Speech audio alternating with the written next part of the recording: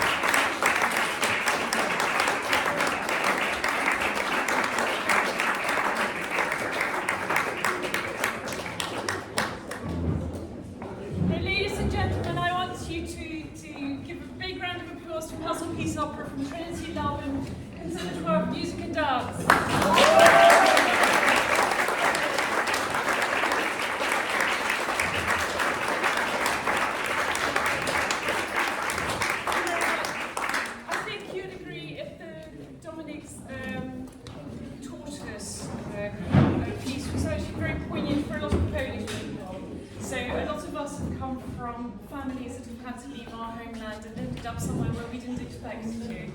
So thank you very much for that. I'd like to also thank Howard Felton, who isn't with us tonight, but he arranges all of our Trinity Laban performances here, all of the musical moments, and arranges those throughout the year so that we have lots of interesting things on the programme every time. So if you would very kindly pass that on to Howard. The next musical moments isn't until February. But we're hoping, we're a small venue and we are trying to be as safe as we possibly can be. I'm hoping that we can continue with our big programme for next year. The next thing that's happening is Sylvester, the New Year.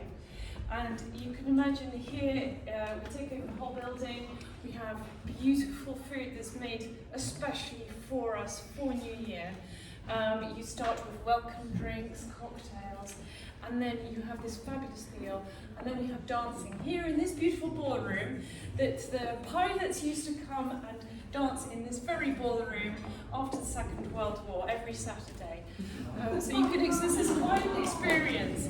So we're hoping that this can definitely go ahead, and so get your tickets because I think they're running out.